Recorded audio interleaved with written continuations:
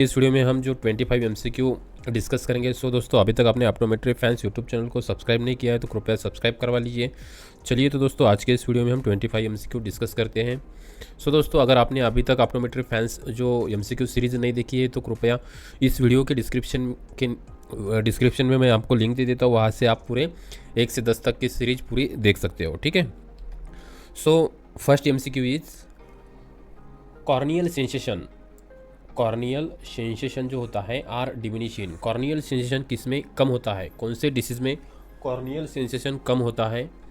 Option A herpes simplex, option B conjunctivitis, option C fungal infection, या फिर option D marginal keratitis.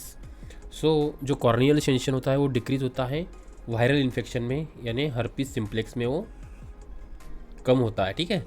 So correct answer is option A. ठीक है। Now next question is फ्लैक्टेन।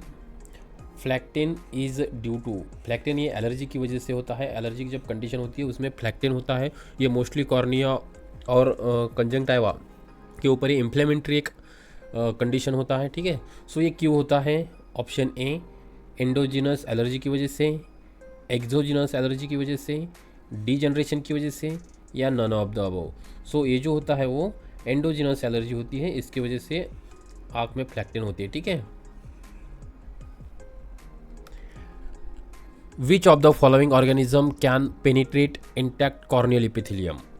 Which of the following organism can penetrate intact corneal epithelium? इनमें से कौन सा organism है वो कॉर्निया के पेनिट्रेट करता है इपिथेलियम से?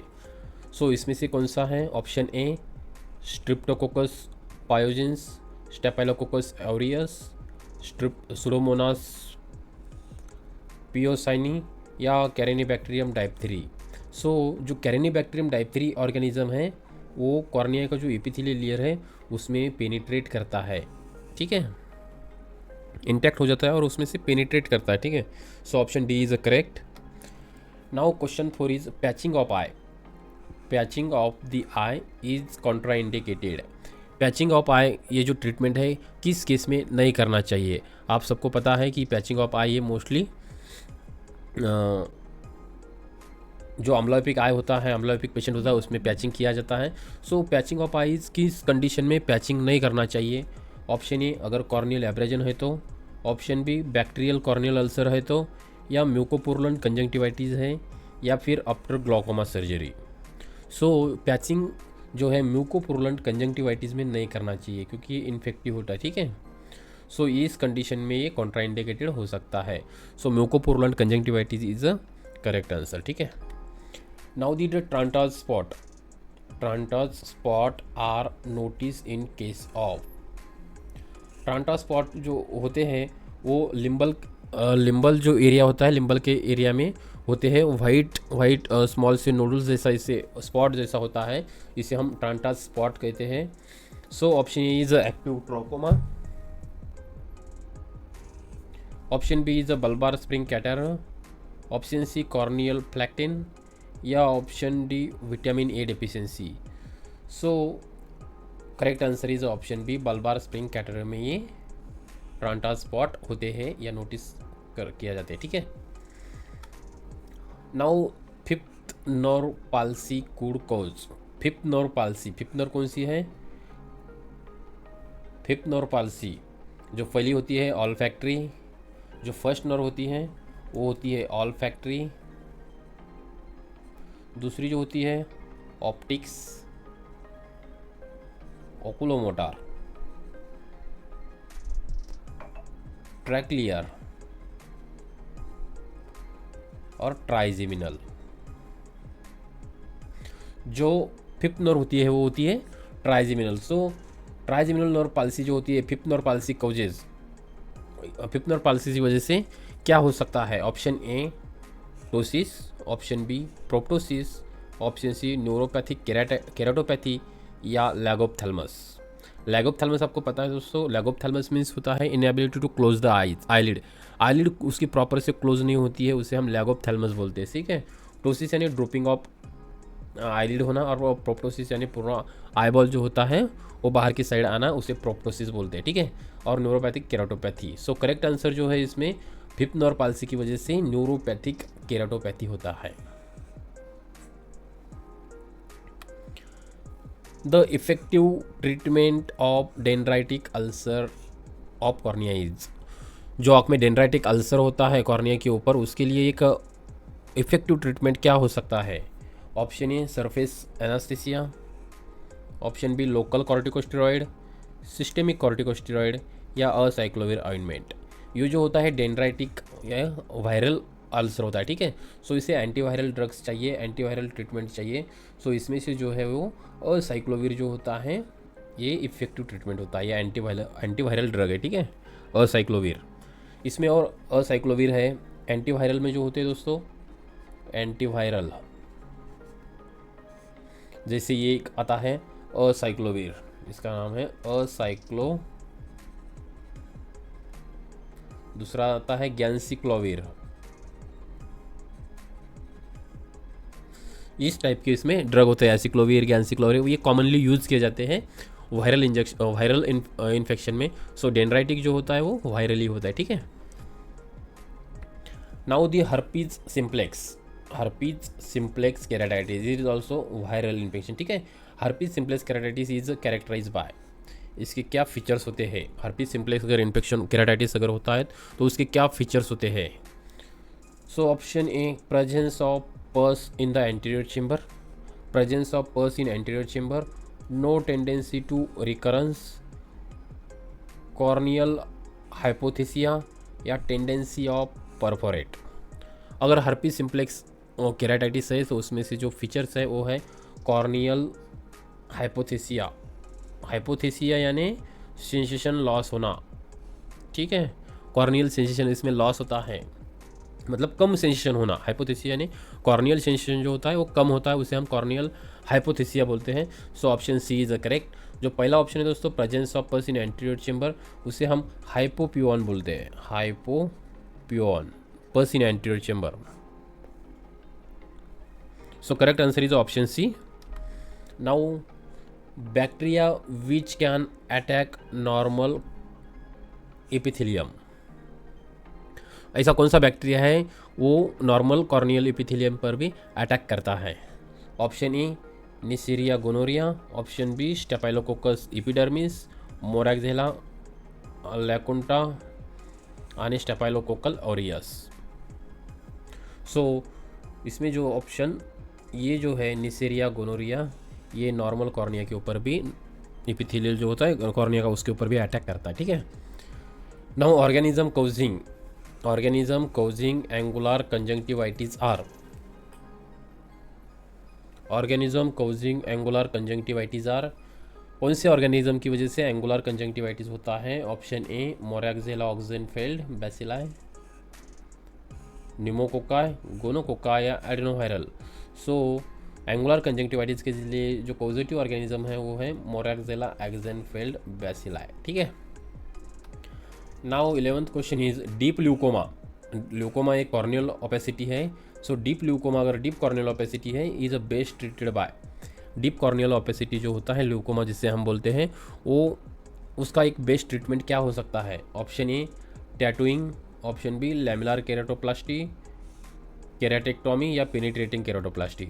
सो करेक्ट आंसर है penetrating keratoplasty is a best option, ठीक है।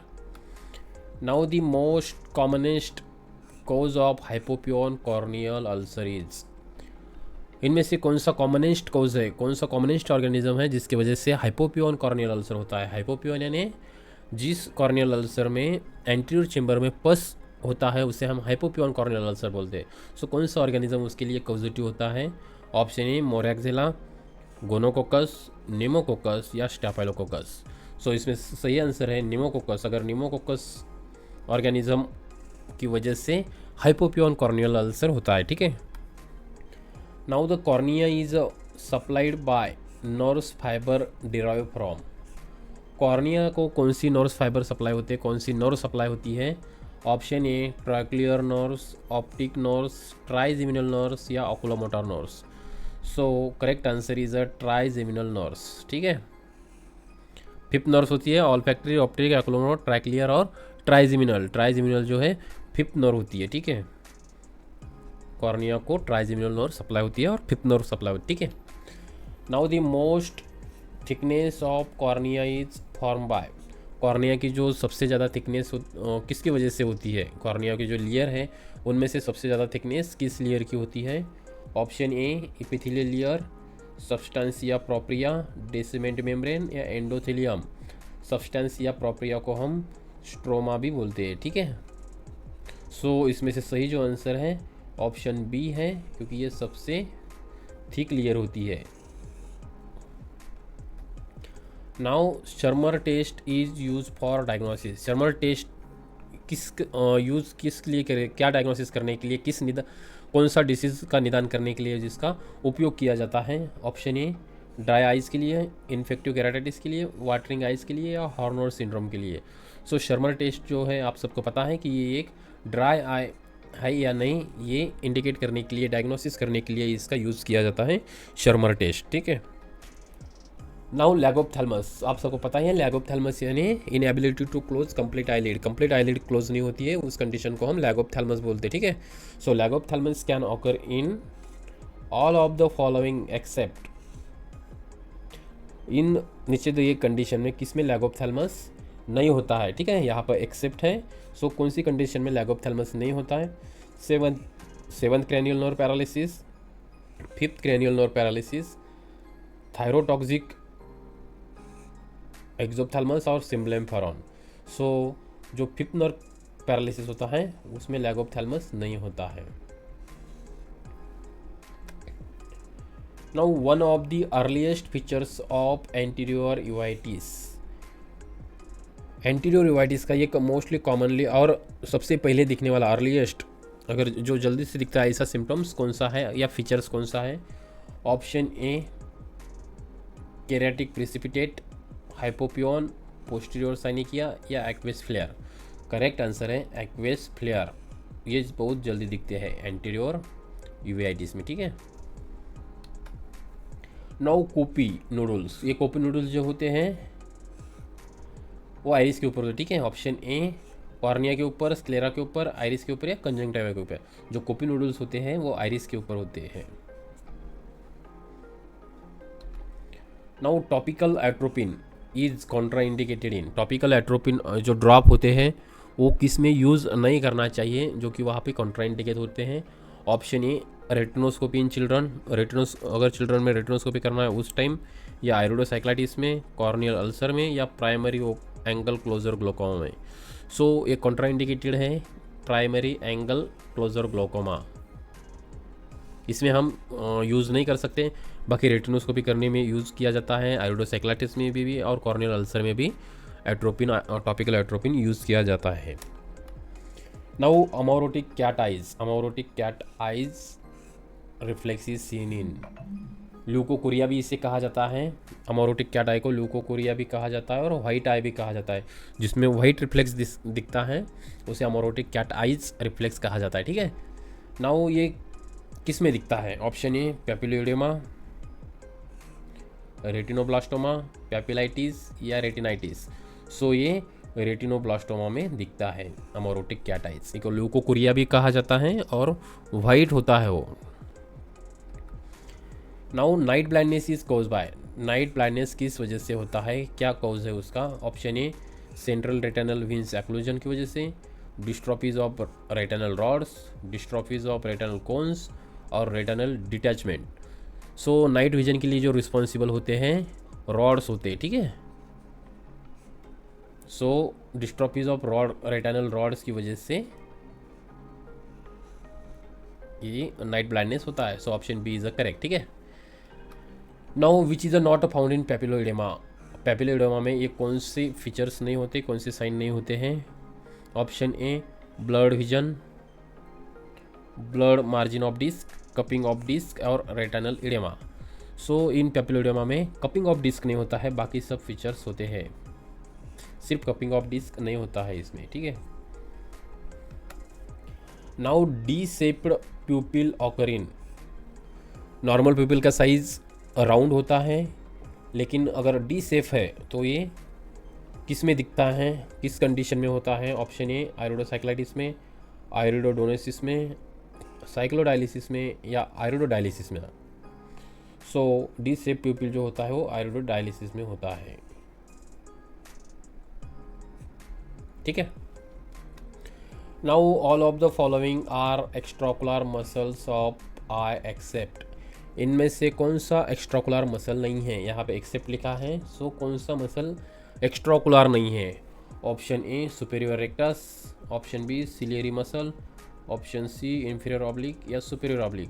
सो इसमें सही जो आंसर है सिलियरी मसल, ये इंट्राओकुलर मसल है और अपने को पूछा है एक्स्ट्राओकुलर। ठीक है। सो ये तीनों भी एक्स्ट्राओकुलर हैं, सिर्फ यही इंट्राओकुलर मसल है। Now the best treatment for amblyopia is. Amblyopia के लिए बेस्ट ट्रीटमेंट क्या है? एक ऑर्थोप्टिक्स एक्सरसाइजेस, एक्लूजन, सर्जरी या best treat after 10 years. So ये क्वेश्चन बहुत ही सिंपल है, आप सबको पता ही होगा कि अम्ब्लायोपिया के लिए जो बेस्ट ट्रीटमेंट है वो एक्लूजन होता है। And अम्ब्लायोपिया means lazy I. ठीक है। सो दोस्तों आपने आज के इस वीडियो में हमने जो 25 MCQ है पार्ट 10 के आज के इस वीडियो में डिस्कस किया। अगर आपको ये वीडियो पसंद आता है तो कृपया चैनल को लाइक शेयर सब्सक्राइब करिए।